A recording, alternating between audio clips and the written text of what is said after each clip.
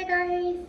Since the Pfizer-BioNTech vaccine arrived in Malaysia a few days ago, I thought it might be a good idea to record a video to guide Malaysians on the COVID-19 vaccine. Before I start the video, I have a disclaimer that I'm not a professional, but instead I just happen to have read a lot on the topic and I thought it might be good to share the information to everyone. I'll link all the references at the description box, so if there's specific areas or specific topics that you would like to further research on, you can always refer to the description box. I'll also be looking down because that's where my script is, so yeah. Firstly, we'll go through all the different vaccines that Malaysians will be getting. Malaysia is getting our vaccines from 5 different companies, namely Pfizer-BioNTech, Russia's Gamaleya Research Institute, UK's AstraZeneca, China's CanSino Biologics, and China's Sinovac. Because we are getting a wide variety of vaccines, a lot of people have been asking which vaccine works the best. It is important to state here that we are actually not given the freedom to choose which vaccine we will be administered with, because this completely depends on which vaccines is available at the vaccination center you will be allocated to. Hence, it is also important to tell you that there's no need to compare between these 5 vaccines because all of them have been proven to be effective based on their respective clinical trials. Undoubtedly, there have been numerous news spreading that COVID vaccines might cause serious adverse effects to vaccinated individuals. I think it is important that instead of blindly concluding that the vaccine were the cause for all the adverse effects, it is important for us to instead look into the cases one by one. If we are to break down all the cases, it is safe to say that none of them have been associated with COVID vaccination. Now, you might then ask, why do people suffer from adverse effects or even die after being vaccinated? Well, some of the cases have not been individually tested on, but with the cases that have been checked by the medical professionals, it is said that most of those individuals have serious underlying diseases prior to being vaccinated. Hence, the vaccination was so coincidentally administered into their body a few hours or a few days before their death events took place. To quote the Norwegian Medicines Agency on the death rates of vaccinated elderly in a nursing home, it is said that many of the nursing home residents who have been vaccinated so far are frail or terminally ill patients. Every day, an average of 45 people die in Norwegian nursing homes or other similar institutions. Therefore, deaths that occur close to time of vaccination is expected, but does not imply a causal relationship to the vaccine. With that being said, I believe some people might still be skeptical of vaccinations, hence it is important to clarify that Malaysia has made the vaccination program a volunteering event. Should you believe that you are better off not vaccinated, you always have the option to opt out. However, as a fellow Malaysian, I wish to clarify what herd immunity is and why it is so important to Malaysians. From a medical perspective, herd immunity is when the majority of a population is immune to a specific disease, and in our case, to COVID-19. The reason why herd immunity is important is such that when we have enough individuals resistant to the virus will then have nowhere to go and end up not being able to affect a population. With relations to herd immunity, I think it's important that as a Malaysian, or even as an individual living in Malaysia, to understand that getting vaccinated is not just for yourself, but for the community and for the country as well. Some might think that, oh, because I'm young, I'm healthy, and I'm not susceptible to the disease, I might as well not get vaccinated. However, there is a possibility of you being an asymptomatic carrier of the disease and later causing infection to an individual that is more susceptible to a serious COVID-19 disease. Now, there are 2 different groups of people at a higher risk of getting a serious COVID-19 disease, including elderly over 60 years old and people with underlying medical diseases.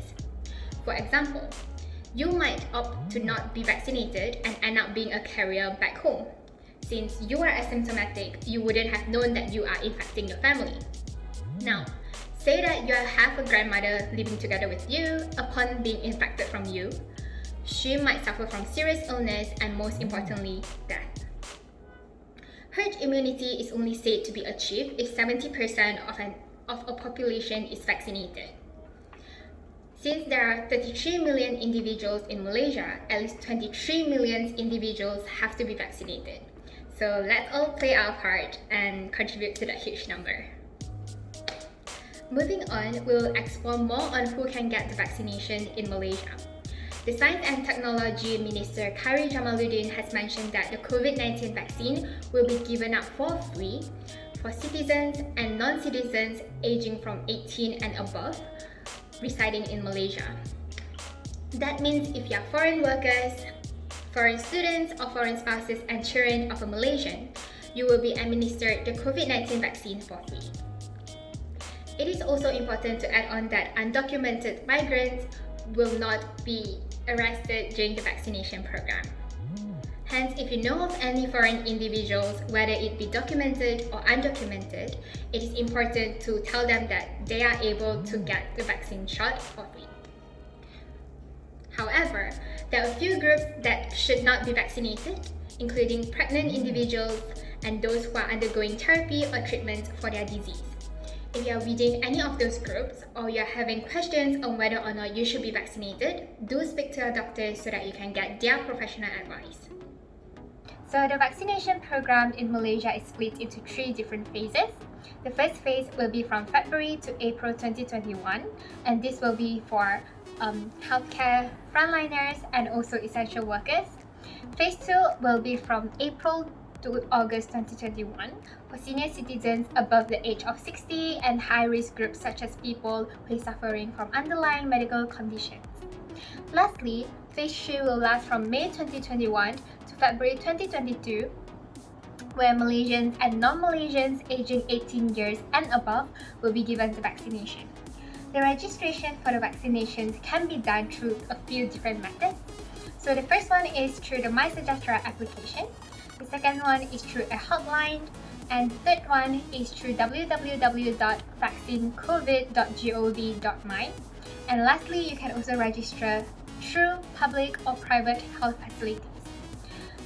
Individuals staying in rural and interior areas do not have to worry, since outreach programs will be executed to reach out to those locations. I will now dive a little bit into what you should be expecting after getting vaccinated.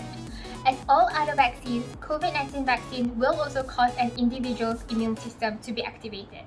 This is because the vaccine contains instructions for your body to build a specific protein on the virus. The protein is widely known as the spike protein, which is what was found on the surface of the virus and is what results in COVID-19 disease in infected individuals. It is important to state here that even though you are vaccinated and you will be getting the instruction to build the spike protein, vaccinated individuals will not be infected by the coronavirus or the full virus that is causing the COVID-19 disease just by getting vaccinated. This is because the vaccine only contains a short instruction for that specific spike protein and not the whole virus genome.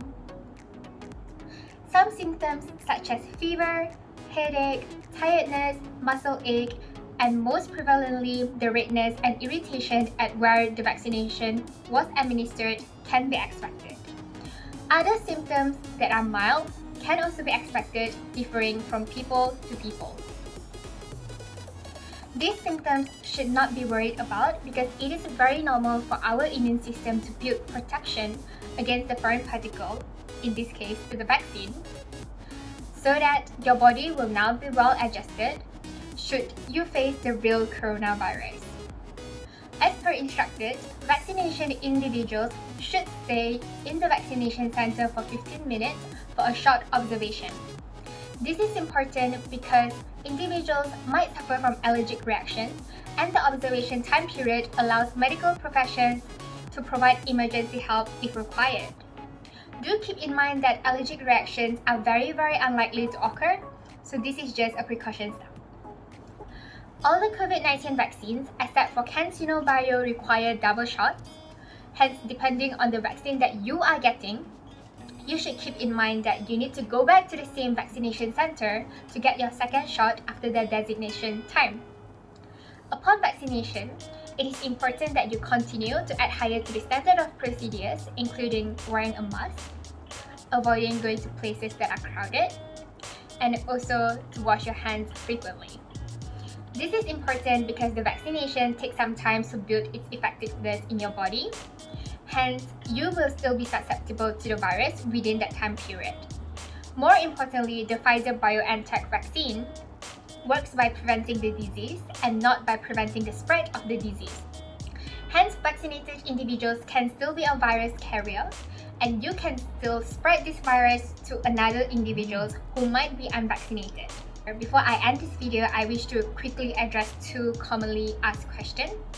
First one, are there any long-term side effects to the COVID-19 vaccines? Unfortunately, this topic is still being researched by many, and I cannot give you a conclusive answer.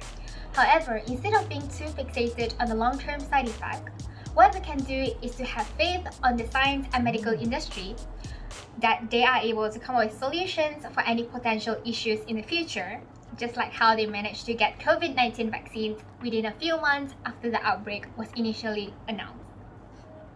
Secondly, can the vaccine change your DNA? This is a common myth, unfortunately, but it is actually impossible for the COVID-19 vaccine to alter your genes. Hence, this should not be anything that you need to worry about. Finally, I wish everyone a good vaccination experience, and let's play our part in this pandemic.